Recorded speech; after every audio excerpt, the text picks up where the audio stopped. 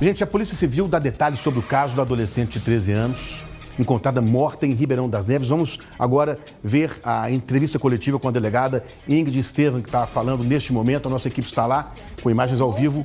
Vamos ouvi-la. Esse veículo. No local, nós conseguimos localizar essa área já com o mato baixo, que foi justamente o local em que ela pula para tentar se desvencilhar dessa violência. E ela perde o chinelo, arrecadamos o chinelo e deslocamos imediatamente para a residência do suspeito. Chegando lá, para nossa surpresa, a esposa dele nos recebe com um olhar apavorado e aquilo já nos chama a atenção, porque que ela já estaria nos recebendo daquela maneira.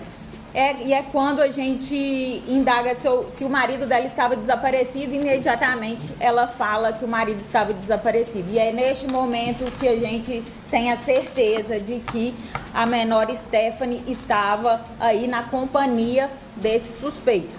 A partir de então, fizemos uma busca na casa com a esperança de que a Stephanie pudesse estar ali na companhia dele. Não localizamos. Fomos em todos os locais que conseguimos angariar ali. A esposa, ela colaborou com a gente, fornecendo possíveis locais que ele poderia estar. Fomos em São Joaquim de Bicas e outras cidades aqui da região metropolitana. Ficamos em diligências ininterruptas. A equipe ficou mais de 24 horas aí atrás dessa possível localização. Tomamos conhecimento sempre na esperança de encontrar a Stephanie viva. A partir deste momento, nós tínhamos certeza de que ela estaria com esse suspeito, na verdade, que esse suspeito estaria com a menor Stephanie. Nós intensificamos todas as nossas ações, todos os nossos esforços para tentar localizá-lo de qualquer forma, porque o objetivo ali era realmente lutar contra o tempo para que a gente pudesse encontrar a Stephanie com vida, porque pela experiência que nós temos, quanto mais rápido a gente diligencia, mais chances nós temos de localizar a pessoa. E quando trata-se de um desaparecimento criminoso, como foi o caso,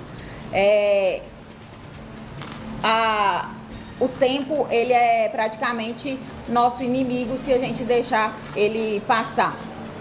E aí efetuamos diversas diligências, fomos em vários loteamentos na região, porque começamos a traçar uma possível rota que ele teria feito, conversamos com testemunhas, angariamos exatamente elementos na tentativa de localizar esse suspeito com a Stephanie. E sabíamos que ele estava em um veículo. Esse veículo ele estava muito bem caracterizado, ele seria facilmente identificado, porque semanas atrás, o suspeito, ele estava indo para um loteamento que ele tem um sítio e ele havia sofrido um acidente de carro, haviam batido nesse carro. Então, a traseira do veículo estava totalmente danificada. A partir disso, a equipe, com sua enorme experiência, nós percebemos que o tempo estava passando e não estava sendo nada favorável para a gente. E foi quando, então, começamos a restringir mais os locais. Comparecemos em casas de conhecido, casa de familiares, para tentar localizá-lo. Foi quando, então, tivemos a notícia de que no dia 10, que foi na segunda-feira, dia 10, na segunda-feira, por volta das 19 horas, o veículo e o suspeito compareceu em um bairro ali na cidade de Contagem. E aí, perguntando a essa testemunha como que ele estava, qual que era as roupas, quem que estava com ele no carro, essa testemunha falou que ele estava sozinho. E foi aí que eu tive certeza que, infelizmente, a Stephanie já estaria morta. Porque se ela estivesse viva, com toda certeza, e se ele tivesse assoltado, por ele estar sozinho, ela teria retornado para casa. Então, essa fala da testemunha, falando que a Stephanie não...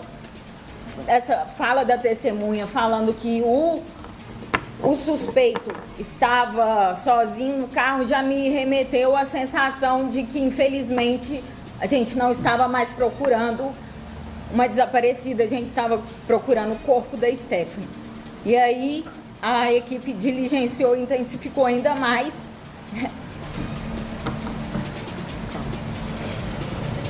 Ingrid e Estevam, acostumado a ver muito tipo de caso, mas esse em A equipe especial... diligenciou ainda mais na tentativa agora de localizar o suspeito. Por quê? Porque com o suspeito era a única forma da gente localizar o corpo.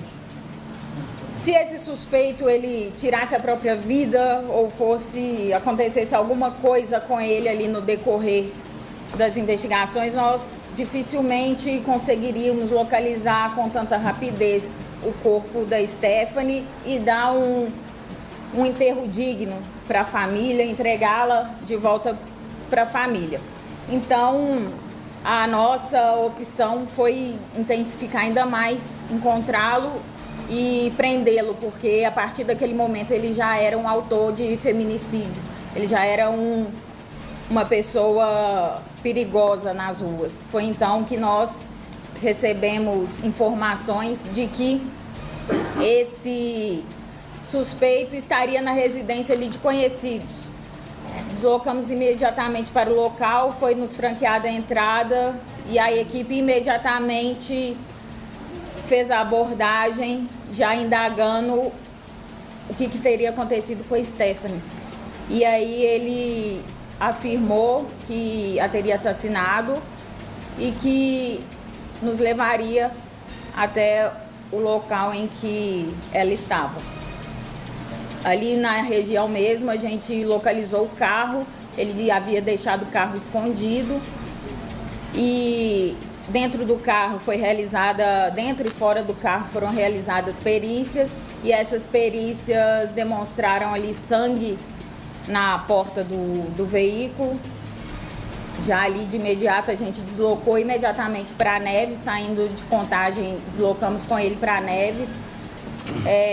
O corpo estava em uma região aí que ficamos sabendo que ele ficava bem próximo ao monte, então esse suspeito conhecia aquele local, sabia que podia levar ali, que naquele momento não teria ninguém para que ele testemunhasse. Alguém que testemunhasse a ação criminosa. Ele desovou o corpo da Stephanie naquele local, de modo que seria bem difícil a sua localização. E aí já demos a notícia aí, seguimos para a casa da mãe para infelizmente noticiar que a Stephanie havia sido assassinada e que o autor seria aquele vizinho, aquele pastor que ela costumava frequentar na igreja aí há 2 anos. Infelizmente, ela realmente desabou, foi um momento mais triste aí da situação, porque o desaparecimento a gente sempre trabalha na esperança de achar a pessoa viva. E essa foi a minha primeira grande perda desde quando eu entrei aqui para trabalhar na Desaparecidos.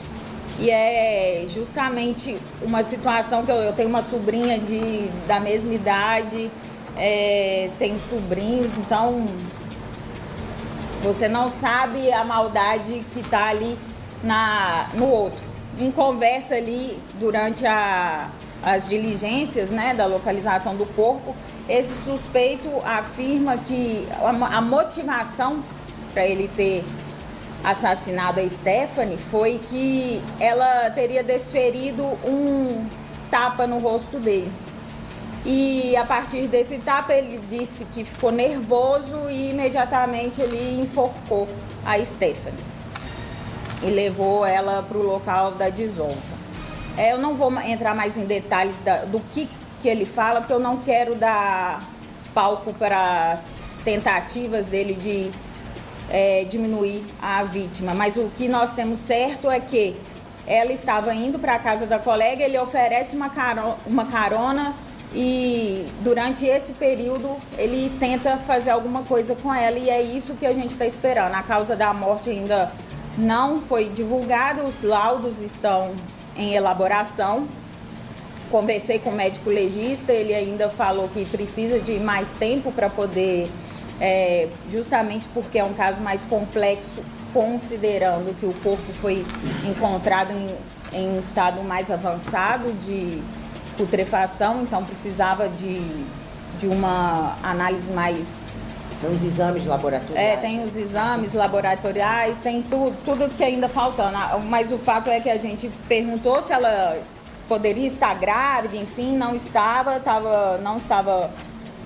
com gravidez. Tinha algumas escoriações aparentes e os demais laudos sobre qualquer outra questão, se houve abuso ou se não houve abuso, a gente depende da conclusão dos laudos. Então, por isso que não dá. Qual é a vida pregressa? Então, ele se intitula aí pastor, né? Tem uma igreja embaixo da casa dele. A igreja foi fechada de acordo com as informações prestadas pela esposa. Ele fechou essa igreja há 1 ano, estava aí utilizando muita cocaína, tinha muitos problemas ali de relacionamento com a esposa, tanto que a esposa nos afirmou que já estava com as malas prontas, já dormia em cama separada, porque não queria mais conviver com ele, por problemas de traições por parte dele, etc. E justamente por conta do abuso aí de drogas. Ele já tinha acesso à polícia? Ele já tinha algum BO contra ele por agressão, assédio, alguma coisa assim? Não consta registrado. Por isso que é importante, caso alguém tenha alguma lembrança, alguma situação criminosa que tenha passado com ele, para denunciar e procurar a polícia. Que oficialmente não tem. Vocês tiveram notícia de que outras meninas teriam reclamado, nós conseguimos conversar com outros adolescentes, de que ele estava importunando adolescentes, algumas tinham medo dele, se aproximar dele, que ele vinha oferecendo carona, que ele... A coletiva da Polícia Civil, delegada Ingrid Estevam, falando sobre o caso que foram Stephanie. falando ali enquanto a gente estava em diligência. Por isso que eu falo, qualquer tipo de situação que qualquer mulher, menina tenha passado, procure a delegacia e faça o registro para que a gente possa oficialmente, para que a Polícia Civil possa oficialmente adotar algum tipo de medida. Porque oficialmente não tem nada com relação a ele. Então é muito importante. Elas tinham medo, mais pela posição dele, de denunciar, já que agora a história de Nathaniel é preso, elas conseguem dizer? Sim, pode ser. É o que a gente espera. Delegado, a irmã da Stephanie disse em um determinado momento de que a menina teria comentado com a mãe... Isso é o que as delegadas estão dizendo, para registrar. Oficialmente não existia nada, pelo que eu entendi, contra esse homem. É um monstro, né? A brutalidade que ele cometeu. Voltar lá ao vivo com as duas delegadas, o que nós conseguimos Ingrid, durante as entrevistas com a mãe, que foi aquele momento que ela chega e nos pede ajuda e a gente sai imediatamente para tentar localizar a Stephanie, é que há 2 anos a mãe da Stephanie pediu uma ajuda para o pastor com relação à filha, porque ela estaria tendo alguns pesadelos e queria uma ajuda, e aí ele nega essa ajuda. E após ele negar essa ajuda, a mãe dela já não se sente tão confortável naquele ambiente e começa a frequentar outra igreja. E aí eles perdem esse vínculo. É isso que eu posso falar. Você tem que entender que ontem ele foi autuado em flagrante. Então, provavelmente ontem você não conseguiu ainda ouvir formalmente a irmã da vítima. Mas ainda está no processo de instrução e aí formalmente essas pessoas serão ouvidas. Então, obviamente que isso deve vir à tona, mas oficialmente não. A data em que a menina foi na casa da amiga foi no domingo. Dia 9/2, às 15 horas aproximadamente, ela ia para a casa da amiga, ela não chegou aí a casa da amiga. Horas depois, minutos depois, a família já procurou a polícia. A família, ela procura a polícia ali por volta, logo depois que a mãe chega da igreja, porque ela estava pregando, ela percebe que a Stephanie não foi até a igreja, que era o combinado. A Stephanie ia até a casa da amiga e da casa da amiga ir para a igreja que a mãe estava pregando. Quando a mãe retorna, ela liga para a amiga que ela estaria e tem notícia que ela nunca esteve lá, que ela nunca chegou. Então ela procurou a polícia, a mãe procurou a polícia 4, 5 horas depois? Sim. Delegada, é importante reforçar isso, né? O quanto as pessoas ajudam com informações, percebeu que Entrevista coletiva da Polícia Civil ao vivo, hein? A importância da denúncia, porque a denúncia viver indicou a placa do veículo. Acelerou muito.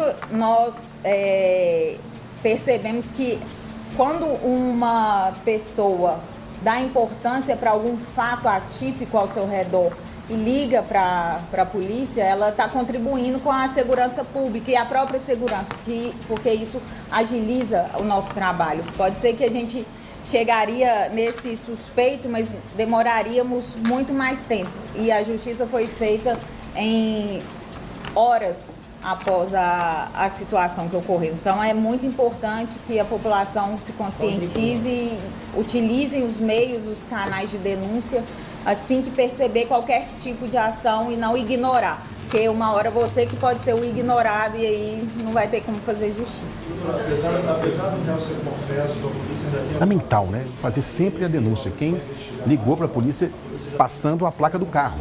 Isso foi fundamental para agilizar a investigação. Temos plena convicção de que ele foi o autor desse feminicídio. Pachola, ao final ele 54 será anos. indiciado, né? Porque agora ele foi autuado, o doutor Alexandre fez o flagrante formal, autuou aí em todas as qualificadoras do homicídio, da ocultação de cadáver, que o corpo estava ocultado. E aí, ao final, por toda a experiência que a gente tem, sem dúvida se enquadra no feminicídio. Algum indício de que alguma outra pessoa participou? Não. Tanto do sequestro, Mas ele teria agido sozinho, a princípio. Sim, a princípio, a nossa convicção é de que ele agiu sozinho.